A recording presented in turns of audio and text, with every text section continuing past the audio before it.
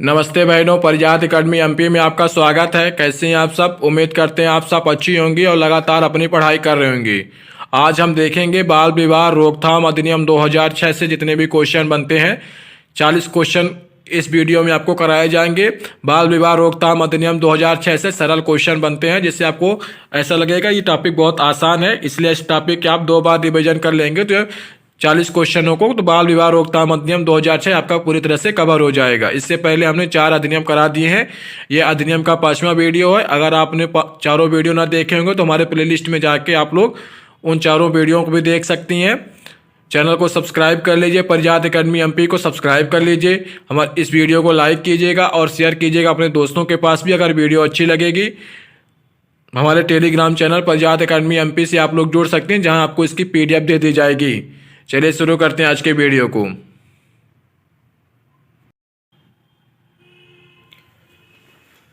Question number 1 देखिए, बाल विवाह रोकथाम अधिनियम कब लागू हुआ था? 2004, 2005, 2006, 2007। बाल विवाह रोकथाम अधिनियम कब लागू हुआ था? इसका आंसर होगा 2006, ऑप्शन सी।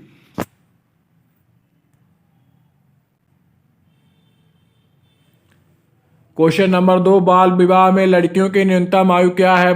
16 वर्ष, 18 वर्ष, 20 वर्ष, 21 वर्ष। बाल विवाह में लड़कियों की न्यूनतम आयु होती है 18 साल, ऑप्शन बी। क्वेश्चन नंबर 3, बाल विवाह में लड़कों की न्यूनतम आयु क्या है? 18 वर्ष, 19 वर्ष, 20 वर्ष, 21 वर्ष। बाल विवाह में लड़कों की न्यूनतम आयु होती है 21 वर्ष, लड़कियों की 18, लड़कों की 21।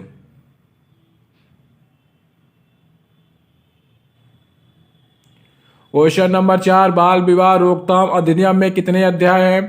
5, 6, 7, 8 है। बाल विवाह रोकथाम अधिनियम में कितने अध्याय हैं? ऑप्शन ए 5 है।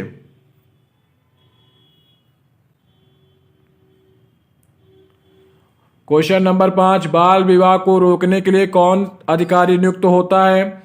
बाल विवाह को रोकने के लिए कौन सा अधिकारी नियुक्त होता है? ग्राम प्रधान, बाल विवाह रोकथाम अधिकारी, थाना प्रभारी, जिला मजिस्ट्रेट।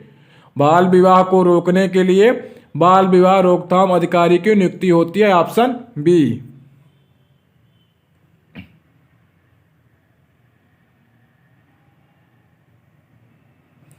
क्वेश्चन नंबर 6, बाल विवाह में भाग लेने वालों को अधिकतम कितनी सजा हो सकती है? 1 वर्ष, 2 वर्ष, 3 वर्ष, 5 वर्ष। बाल विवाह में भाग लेने वालों को अधिकतम 3 वर्ष की सजा हो सकती है, यानी ऑप्शन सी।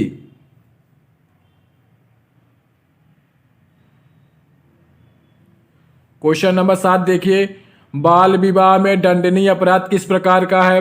संज्ञेय एवं जमानती, असंज्ञेय एवं जमानती, संज्ञेय एवं गैर जमानती, असंज्ञेय एवं गैर जमानती। बाल विवाह में दंडनीय अपराध किस प्रकार का है? ऑप्शन सी, संज्ञेय एवं गैर जमानती। वीडियो को लाइक जरूर कर दीजिएगा।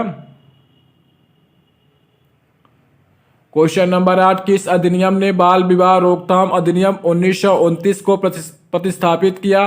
किस अधिनियम ने बाल विवाह रोकथाम अधिनियम 1929 को प्रतिस्थापित किया? ऑप्शन देखिए, बाल विवाह अधिनियम 2000, बाल विवाह अधिनियम 2006, बाल अधिकार अधिनियम 2005, किशोर न्याय अधिनियम 2015। इसका आंसर होगा बाल विवाह रोकथाम अधिनियम 2006।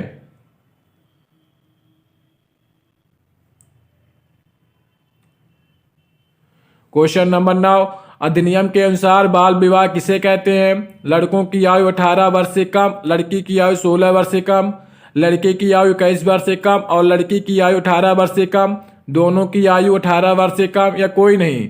अधिनियम के अनुसार बाल विवाह किसे कहते हैं? लड़के की आयु 21 वर्ष से कम और लड़की की आयु 18 वर्ष से कम, ऑप्शन बी। इस अधिनियम में सरल क्वेश्चन ही बनते हैं, ज्यादा कठिन क्वेश्चन नहीं बनते। क्वेश्चन नंबर 10 देखिए, बाल विवाह से संबंधित शिकायत कौन दर्ज कर सकता है? केवल माता पिता, कोई भी नागरिक, केवल पीड़ित, केवल पुलिस अधिकारी। बाल विवाह से संबंधित शिकायत कोई भी नागरिक दर्ज करा सकता है, यानी ऑप्शन बी।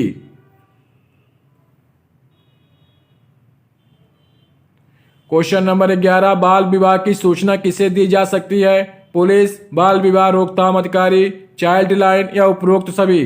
बाल विवाह की सूचना किसे दी जा सकती है? पुलिस को भी, बाल विवाह रोकथाम अधिकारी को भी चाइल्ड लाइन के माध्यम से भी दी जा सकती है।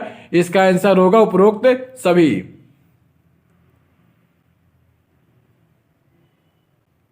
क्वेश्चन नंबर 12, बाल विवाह को शून्य और शून्यात्मक कब घोषित किया जा सकता है? जब विवाह स्वेच्छा से हुआ हो, जब विवाह बलपूर्वक या धोखे से हुआ हो, जब विवाह में लड़की की सहमति ली गई हो, जब सामाजिक रीतियों का पालन किया गया हो। बाल विवाह को शून्य और शून्यात्मक कब घोषित किया जाता है?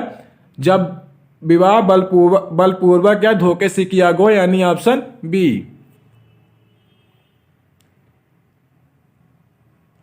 क्वेश्चन नंबर 13, बाल विवाह में दहेज लेना किस प्रकार का अपराध है? गंभीर अपराध, साधारण अपराध, कानूनी अपराध, नहीं सामाजिक अपराध है। बाल विवाह में दहेज लेना किस प्रकार का अपराध है? गंभीर अपराध, यानी ऑप्शन 1।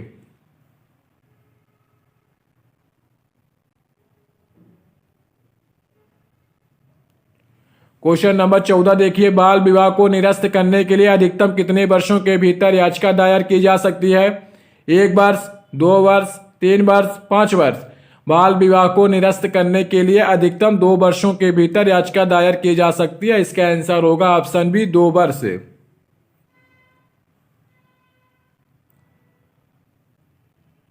क्वेश्चन नंबर 15, कौन सी संस्था बाल विवाह रोकने में सहायता करती है? NCPCR, UNICEF, WHO, UNESCO. कौन सी संस्था बाल विवाह को रोकने में सहायता करती है? NCPCR, option 1। क्वेश्चन नंबर 16, बाल विवाह रोकने का मुख्य उद्देश्य क्या है? जनसंख्या का नियंत्रण, शिक्षा को बढ़ावा देना, बच्चों के स्वास्थ्य और अधिकारों की सुरक्षा, विवाह की परंपरा को समाप्त करना। बाल विवाह रोकने का मुख्य उद्देश्य होता है बच्चों के स्वास्थ्य और अधिकारों की सुरक्षा, यानी ऑप्शन सी। बच्चों के स्वास्थ्य और अधिकारों की सुरक्षा बाल विवाह रोकने का मुख्य उद्देश्य होता है, ऑप्शन सी।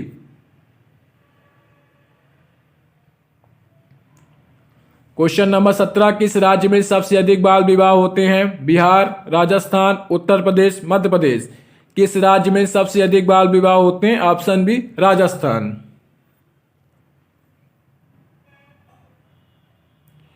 क्वेश्चन नंबर 18, बाल विवाह रोकथाम अधिनियम के तहत पीड़ित को क्या सहायता मिलती है? मुक्त शिक्षा, मुक्त कानूनी सहायता, मुक्त चिकित्सा सुविधा, उपरोक्त सभी।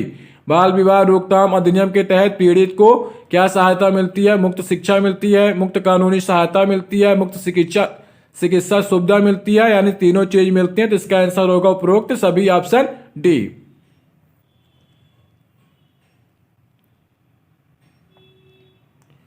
क्वेश्चन नंबर 19, कौन सा संगठन बेटी बचाओ बेटी पढ़ाओ अभियान चला रहा है? महिला एवं बाल विकास मंत्रालय, स्वास्थ्य मंत्रालय, शिक्षा मंत्रालय, गृह मंत्रालय। कौन सा संगठन बेटी बचाओ बेटी पढ़ाओ अभियान चला रहा है? महिला एवं बाल विकास मंत्रालय, जिसके तहत आपकी वैकेंसी आई है, ऑप्शन 1।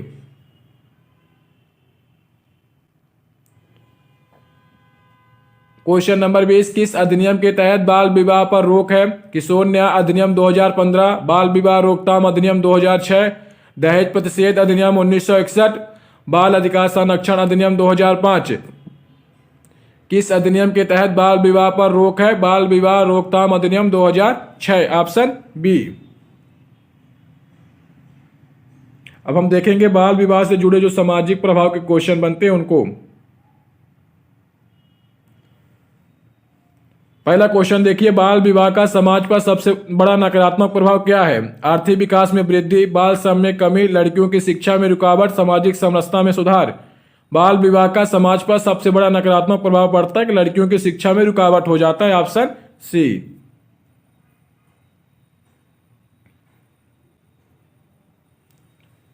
बाल विवाह का सबसे अधिक प्रभाव किस पर पड़ता है? बाल विवाह का सबसे अधिक प्रभाव किस पर पड़ता है? लड़के, लड़कियां, माता पिता, समाज।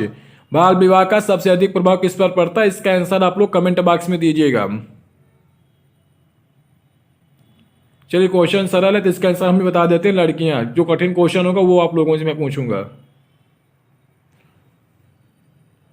क्वेश्चन नंबर देखिए 3, बाल विवाह से लड़कियों में किस स्वास्थ्य समस्या का खतरा अधिक होता है? मोटापा, कुपोषण और मातृ मृत्यु दर, उच्च रक्तचाप, हृदय रोग। बाल विवाह से लड़कियों में किस स्वास्थ्य समस्या का खतरा अधिक होता है? कुपोषण और मातृ मृत्यु दर, यानी ऑप्शन बी।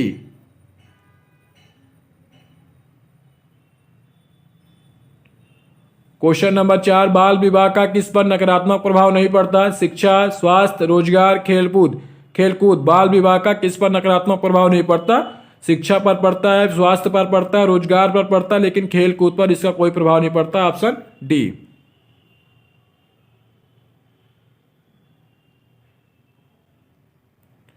क्वेश्चन नंबर 5, कौन सा सामाजिक कारण बाल विवाह को बढ़ावा देता है? शिक्षा, गरीबी, सरकारी योजनाएं, महिला सशक्तिकरण। कौन सा सामाजिक कारण बाल विवाह को बढ़ावा देता है? इसका आंसर होगा ऑप्शन बी, गरीबी। गरीबी होने के कारण बाल विवाह ज्यादा होते हैं। अगर शिक्षा रहोगी तो बाल विवाह कम कम हो जाएंगे। सरकारी योजनाएं का अगर लाभ अच्छे तरीके से पहुंचेगा तो बाल विवाह कम हो जाएंगे। महिला का सशक्तिकरण, महिला अगर मजबूत होगी तो बाल विवाह कम हो जाएगा। लेकिन अगर गरीबी है तो बाल विवाह ज्यादा होता है।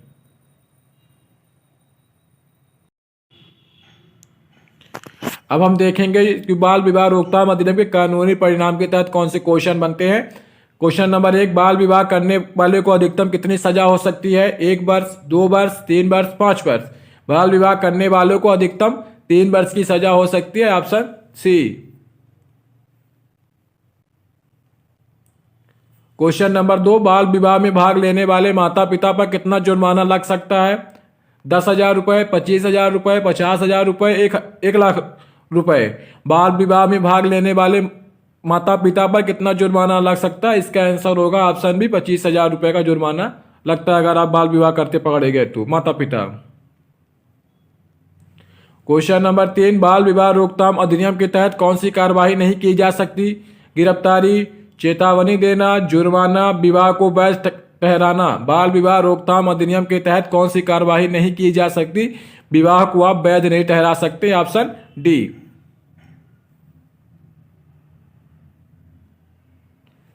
क्वेश्चन नंबर 4, बाल विवाह रोकने के लिए किसे जिम्मेदार ठहराया जाता है? केवल माता पिता, आयोजक, माता पिता और पुरोहित, केवल दूल्हा दुल्हन, केवल पुरोहित। बाल विवाह रोकने के लिए किसे जिम्मेदार ठहराया जाता है? आयोजक, माता पिता और पुरोहित, यानी ऑप्शन बी। क्वेश्चन नंबर 5, बाल विवाह में भाग लेने पर किस प्रकार का अपराध बनता है? असंज्ञेय और जमानती, संज्ञेय और गैर जमानती, असंज्ञेय और गैर जमानती, संज्ञेय और जमानती। बाल विवाह में भाग लेने पर किस प्रकार का अपराध बनता है? संज्ञेय और गैर जमानती। Option B. अब हम देखेंगे कि बाल विवाह रोकने में जो सरकार की भूमिका होती है उससे कितने क्वेश्चन बनते हैं, उसको देख लीजिए आप। सरकार की भूमिका के ऊपर जो क्वेश्चन बनते हैं वो देखिए। बाल विवाह रोकने के लिए कौन सी योजना लागू की गई है? मध्याह्न भोजन योजना, बेटी बचाओ बेटी पढ़ाओ, स्वच्छ भारत मिशन, कौशल विकास योजना। बाल विवाह रोकने के लिए कौन सी योजना लागू की गई है? बेटी बचाओ बेटी पढ़ाओ योजना। Option B. क्वेश्चन नंबर 2, बाल विवाह को रोकने के लिए किस मंत्रालय द्वारा योजनाएं चलाई जाती हैं? शिक्षा मंत्रालय, महिला एवं बाल विकास मंत्रालय, स्वास्थ्य मंत्रालय, गृह मंत्रालय। बाल विवाह को रोकने के लिए किस मंत्रालय के द्वारा योजना चलाई जाती है? महिला एवं बाल विकास मंत्रालय। Option B. क्वेश्चन नंबर 3, कौन सा सरकारी कार्यक्रम लड़कियों की शिक्षा को प्रोत्साहित करता है? सर्व शिक्षा अभियान, सुकन्या समृद्धि योजना, make in India, Jan Dhan योजना। कौन सा सरकारी कार्यक्रम लड़कियों की शिक्षा को प्रोत्साहित करता है? ऑप्शन बी, सुकन्या समृद्धि योजना। क्वेश्चन नंबर 4, बाल विवाह रोकने के लिए सबसे प्रभावी उपाय कौन सा है? शादी में खर्च कम करना, लड़कियों की शिक्षा में सुधार, लड़कों की कमाई बढ़ाना, धार्मिक रीतियों का पालन।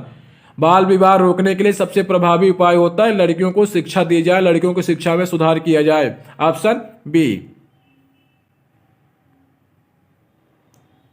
क्वेश्चन नंबर 5 देखिए, बाल विवाह रोकने के लिए सरकार किस प्रकार की सहायता प्रदान करती है? आर्थिक सहायता, मुफ्त शिक्षा, कानूनी सहायता, उपरोक्त सभी। बाल विवाह रोकने के लिए सरकार किस प्रकार की सहायता प्रदान करती है? आर्थिक सहायता देती है, मुफ्त शिक्षा देती है, कानूनी सहायता भी देती है। इसका आंसर होगा उपरोक्त सभी। Option D. अब हम देखेंगे जो चाइल्ड लाइन 1098 सरकार द्वारा चलाई जाती है उसके तहत कौन कौन से क्वेश्चन बनते हैं उसके बारे में। चाइल्ड लाइन 1098 किस प्रकार की सेवा है? स्वास्थ्य सेवा, आपातकालीन हेल्पलाइन, शिक्षा सेवा, बैंकिंग सेवा। चाइल्ड लाइन 1098 किस प्रकार की सेवा? आपातकालीन हेल्पलाइन। अब अगर आप कहीं भी बाल विवाह होते हुए देख रही हो तो 1098 फोन करके सरकार को सूचना दे सकती हैं, जिससे बाल विवाह रोका जा सकता है। क्वेश्चन नंबर 2, चाइल्ड लाइन 1098 किसके लिए है? केवल लड़कियों के लिए, केवल लड़कों के लिए, सभी बच्चों के लिए, केवल माता पिता के लिए?